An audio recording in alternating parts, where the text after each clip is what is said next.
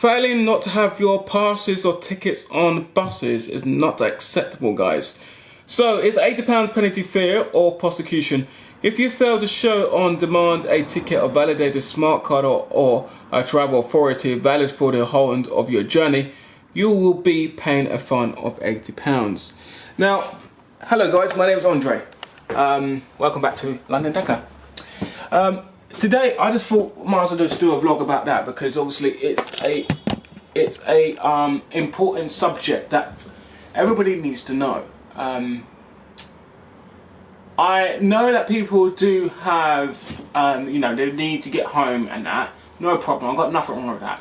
But they come up to me with saying, hello driver, I've got no other means of making a payment. It's up to the driver's discretion to whether to let you on to go home. Not to go out and party, yeah? Not to go out and cause trouble. No, get off my bus. I don't want you on my bus. As a polite fool, because obviously when a ticket inspector comes on the bus now, and I've got to explain to him, why did you let that particular customer on the bus? It's got to be a good satisfaction reason. Okay, if I let you on the bus and said, oh, I don't care. Alright, you on the bus. Alright, you... What is it doing really good to the Transport for London, for the buses, and for the rest of the buses, bus drivers, rest for the employees like the tube drivers, the TfL rail, the tube underground underneath staff? By you paying your £1.50, ladies and gentlemen, it all goes down to, not just for the buses, it goes to the trains, it goes to the TfL, underground, it goes to the road service. I don't know. This is Transport for London. Transport for London is big, it's massive, and it goes to this big one kitty. That £1.50 goes to that £1.50 will be fixed to a new bus tomorrow, and that is crucial. You're very, very lucky, guys. Very, very lucky. Fare has been frozen for the last 4 years since Sadiq Khan has come over to be a mayor of London, and it's still been remained frozen, and we are in the year 2019. I'm gonna say, because obviously I'm not really too much in politics and particularly a lot of stuff and with Theresa May and with Brexit and all of that, I'm gonna say I think next year is gonna be a real tough year for a lot of people, because transport fares is gonna hike up. I know train fares are already risen substantially, quite high. Now, for those who doesn't live in London, you guys don't have free travel, especially if you are the age, what, 12, 15, 18-year-olds, and you're going to school. You guys don't have free travel, I don't think. Comment in the section below if you're from outside the part of London, how much is your bus fare? Because I'm sure it's not cheap as £1.50, whereas your daily fare return to get back home is about £4 something or £3 something silly. So you guys will have to pay a fork of trying to get to work, school, meetings, elsewhere outside London. You guys pay an astonishing amount. Because the reason why I know is because my sister lives up in Cardiff in Wales, and it's totally different. The transport system is totally different. It's completely different compared to what we have here in London. We have the privileged stuff. We got the nice buses. We got the I don't know. We got the luxury here in London. I think people misunderstand how great what stuff we have now, but I don't know what's going to happen in the future. Whether with buses be looking like this, nice lighting. We've got the iBus announcement. We've got GPS. Soon buses will be coming with full equipped with USB sockets. It's been additional out to some private companies across London. And then on top of that, soon we might see Wi-Fi be put onto our buses as well. So have a look out for that as well. I know it's happening outside London, but as we speak. So there's a lot of things changing, things are being added to our buses, new things need to be happening. But if you don't pay your fare, what happens? I mean, £80, people say, oh yeah, oh well, yeah. But that's not the point. That's not the point. The point is, you paying your fare. Another passenger could say, oh, why do you let that passenger on? Why do I have to pay?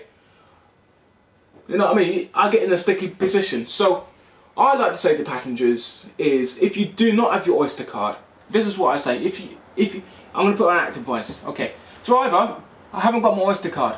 Can I jump on for a couple of stops? Now, my answer is no straight away.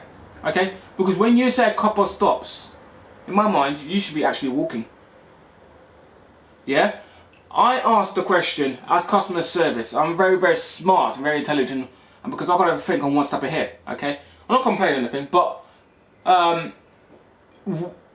basically, how you should ask the driver is, driver, I've got no other means of making a payment.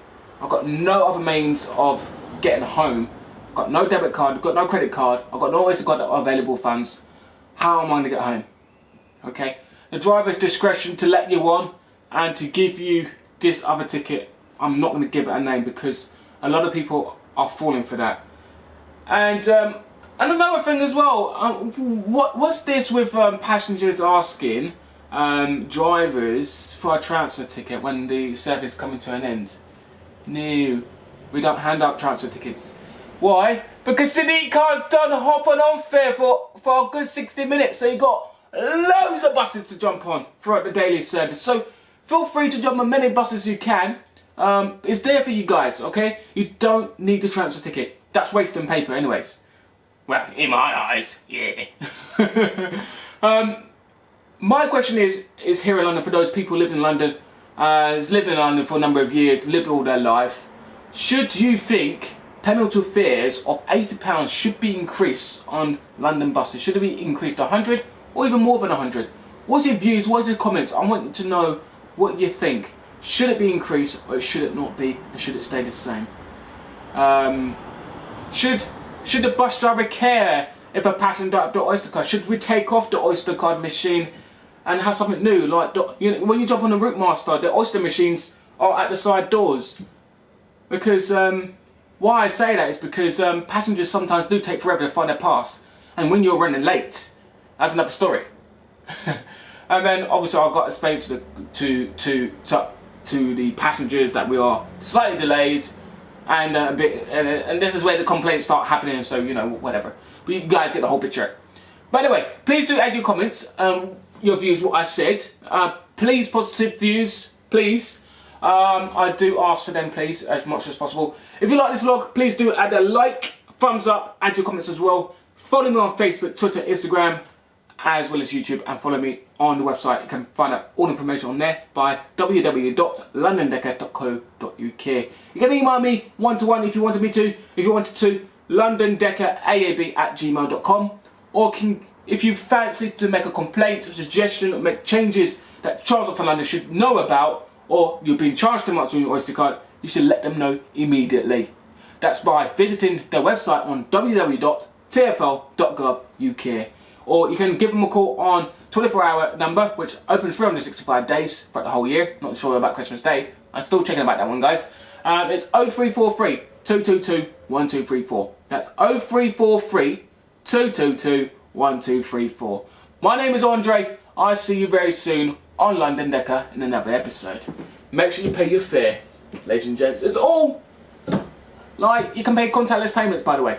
Yeah, debit card, credit card, Oyster card, Android Pay, Samsung Pay, Apple Pay. If not, top it online on the website, on the TFL website as well, or you can download the Oyster card app. See you later. See you next time on London Decker. Bye.